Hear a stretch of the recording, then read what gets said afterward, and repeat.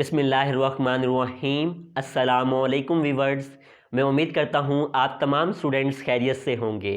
मैं आपका computer science instructor Shahbaz Ali और मैं आपको वेलकम करता हूँ डिजिटल एजुकेशन पर। आज हम आगाज़ करने वाले हैं अपने एक नए चैप्टर का, जो कि आपके पास है 9th class computer science chapter number 5 designing website. ये बहुत ही इंटरेस्टिंग चैप्टर है डेवलपमेंट ऑफ द वेबसाइट के हवाले से। तो आपने इसके तमाम लेक्चर्स डिटेल में देखने हैं और साथ साथ आपने इनका प्रैक्टिकल लाजमी परफॉर्म करना है। इस चैप्टर का ज़्यादातर हिस्सा आपके पास मुश्तमिल होगा प्रैक्टिकल्स पर। मैं प्रैक्टिकल्स आपको करके दिखाऊंगा इस उम्मीद के साथ, इस वादे के साथ कि आप ये तमाम प्रैक्टिकल मेरे साथ साथ अपने कंप्यूटर पर लाजमी परफॉर्म करेंगे। अगर आप ये प्रैक्टिकल अपने कंप्यूटर पर लाजमी परफॉर्म करेंगे, जब ही हमारा इस चैप्टर का जो मकसद है वो पूरा होगा, जिसमें आपको सिखाया जाएगा कि आप कैसे एक सादा वेबसाइट बना सकते हैं। इस चैप्टर का थोड़ा सा इंट्रोडक्शन करते हैं।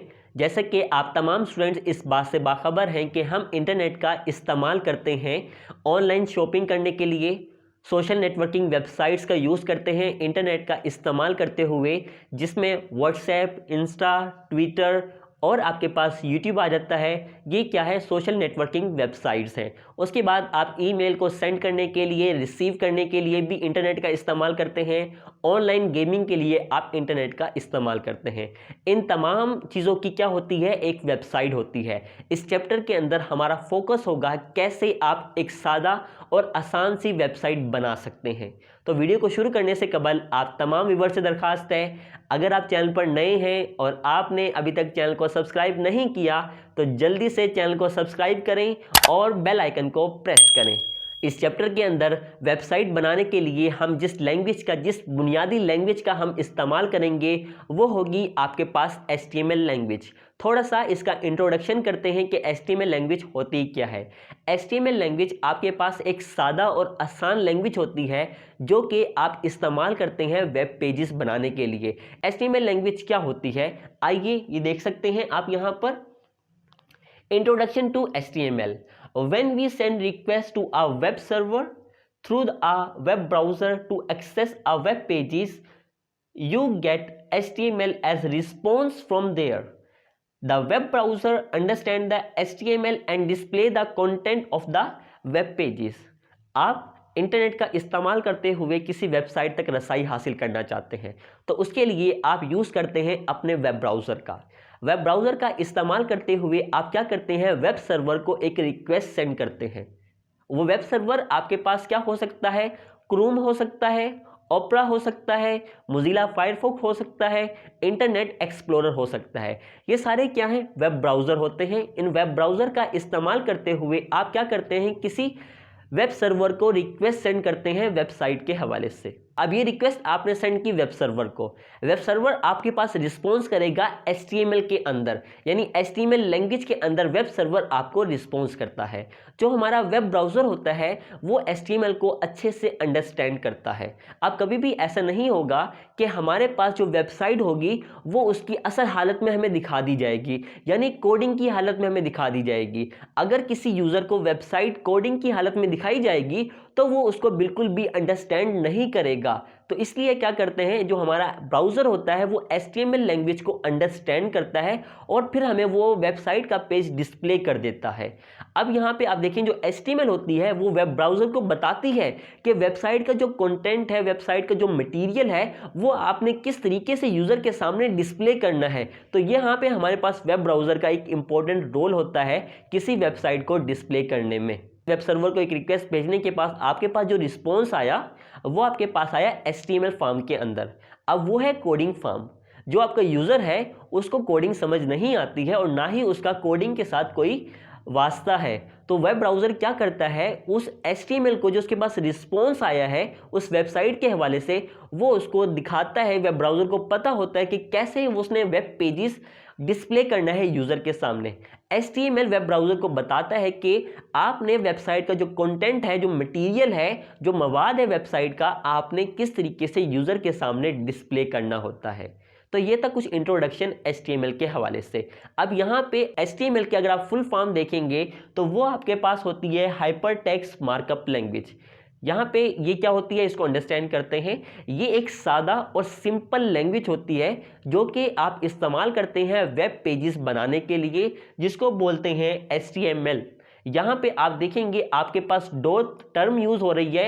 एक टर्म आपके पास क्या है, हाइपरटेक्स्ट, और दूसरी टर्म आपके पास है markup language. One by one इनको अंडरस्टैंड करते हैं। सबसे पहले आपके पास है हाइपरटेक्स्ट। ये क्या होता है? The term hypertext is use due to the special text in the web page is called hyperlinks, या हाइपरटेक्स्ट भी आप बोल सकते हैं। आपकी वेबसाइट के अंदर या वेब पेजेस के अंदर क्या होता है, स्पेशल टेक्स्ट होता है, जिसको क्या बोला जाता है, हाइपरलिंक बोला जाता है। अब यहाँ पे एक वर्ड मैंने आपके साथ यूज किया है, वेबसाइट्स। ये क्या होता है? वेबसाइट्स बेसिकली क्या होती है, कलेक्शन ऑफ वेब पेजेस होता है। आप इसको ऐसे अंडरस्टैंड कर सकते हैं कि आपके पास क्या है, एक बुक है, उस बुक के अंदर बहुत सारे पेजेस हैं। अब जो पेजेस हैं वो आप फर्स्ट कर लें, वो वेब पेजेस है, और वो पूरी बुक है उसको क्या बोलते हैं, वेब साइट बोलते हैं। जो हमारी वेबसाइट होती है वो क्या होती है, कलेक्शन ऑफ वेब पेजेस होती है। तो हमारे पास वेब पेज के अंदर हाइपर टेक्स्ट एक खास टेक्स्ट होता है, एक स्पेशल टेक्स्ट होता है, क्या, जिसको आप बोलते हैं हाइपरलिंक। ये करता क्या है, ये आपको एक पेज से दूसरे पेज के दरमियान मूव करता है।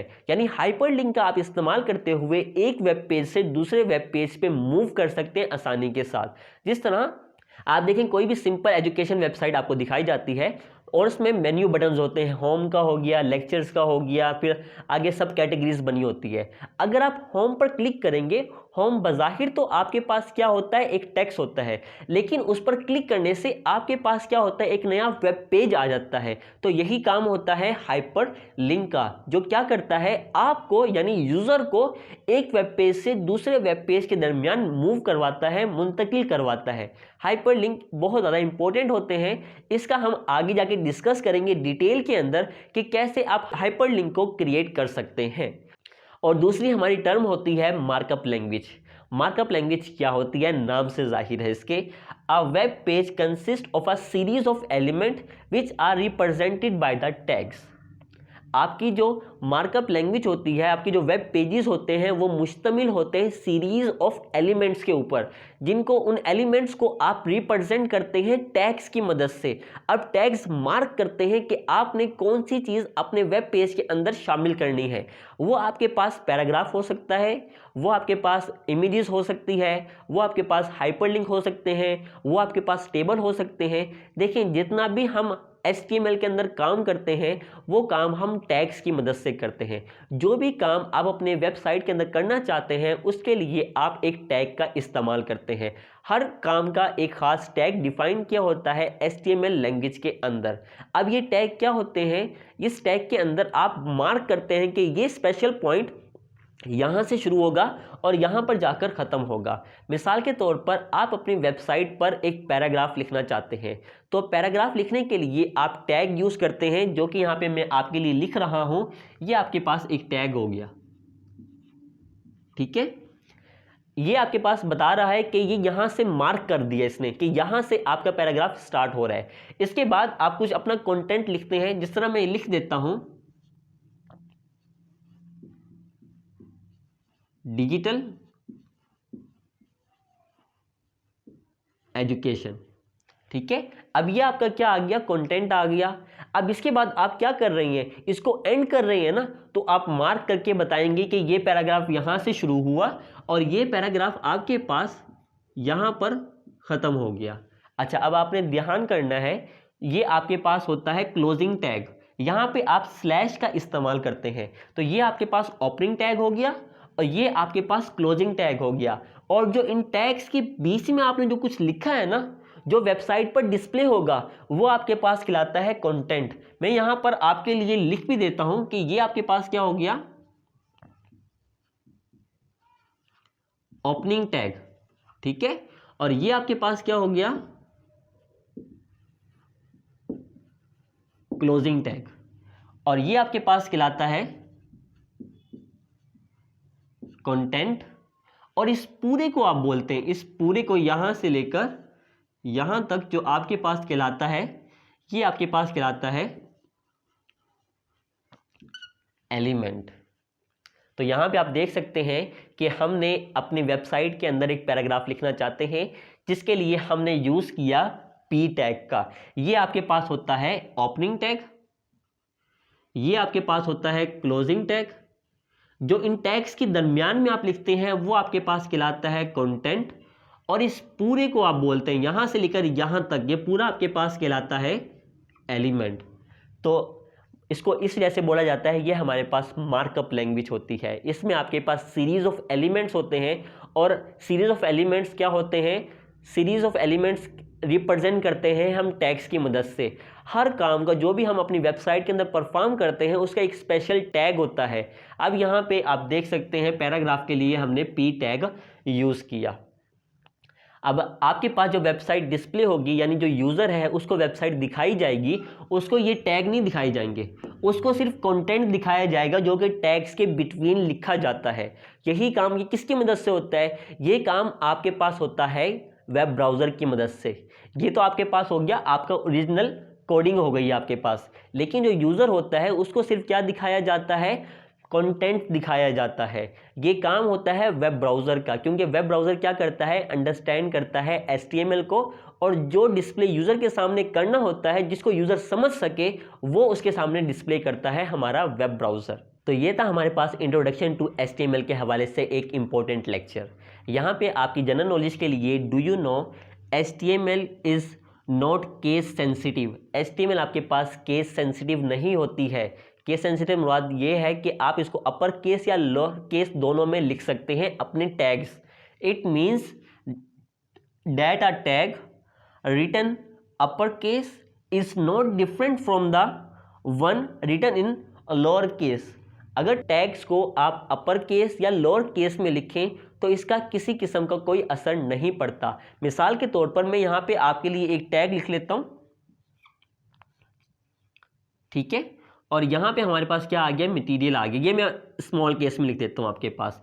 मैं इसको क्लोज कर देता हूँ किसके, अपर केस के अंदर। तो आप देखेंगे ये एक लोअर केस है, ये आपके पास अपर केस है, लेकिन HTML का इस हवाले से कोई प्रॉब्लम नहीं होती है, कोई इशू क्रिएट नहीं करता, क्योंकि ये एक केस सेंसिटिव लैंग्वेज नहीं होती है। केस सेंसिटिव लैंग्वेज एक ऐसी लैंग्वेज होती है जिसमें जो चीज़ जैसे डिफाइन की गई है आपने उसको वैसे ही यूज़ करना है। यानी अगर एक चीज़ अपर केस में डिफाइन की गई है तो आप उसको अपर केस में ही लिखेंगे, आप लोअर केस में नहीं लिखेंगे। और एक चीज़ अगर लोअर केस में डिफाइन की गई है तो आप उसको लोअर केस में ही लिखेंगे, अपर केस में हरगिज़ नहीं लिखेंगे। ऐसी लैंग्वेज को बोलते हैं केस सेंसिटिव लैंग्वेज। जबकि जो हमारे पास HTML लैंग्वेज होती है वो एक केस सेंसिटिव लैंग्वेज नहीं होती है। MCQs आपका इसके हवाले से बनकर आ सकता है। तो प्यारे बच्चों, ये था हमारा आज का लेक्चर, जिसमें मैंने आपके साथ डिस्कस किया इस चैप्टर का थोड़ा सा इंट्रोडक्शन, और उसके बाद हमने देखा कि HTML लैंग्वेज क्या होती है। इसके दो पार्ट्स हमने डिस्कस किए, दो टर्म मैंने आपके साथ डिस्कस की। एक आपके पास होती है हाइपरटेक्स्ट और दूसरी आपके पास होती है मार्कअप लैंग्वेज। मार्कअप लैंग्वेज को हमने क्या किया, एग्जाम्पल की मदद से अंडरस्टैंड किया, और लास्ट में एक जनरल नॉलेज के सवाल पर हमने एंड किया कि आपके पास जो HTML होती है वो एक केस सेंसिटिव लैंग्वेज नहीं होती है। मैं उम्मीद करता हूं कि आपको मेरा आज का लेक्चर पसंद आया होगा। अगर आपको मेरा आज का लेक्चर पसंद आया है और इस लेक्चर से आपकी हेल्प हुई है तो वीडियो को लाइक करें, अपने तमाम फ्रेंड्स के साथ इसको शेयर करें। मुझे अपनी दुआओं में याद रखिएगा। मेरी अगली वीडियो तक के लिए अल्लाह हाफिज़, टेक केयर।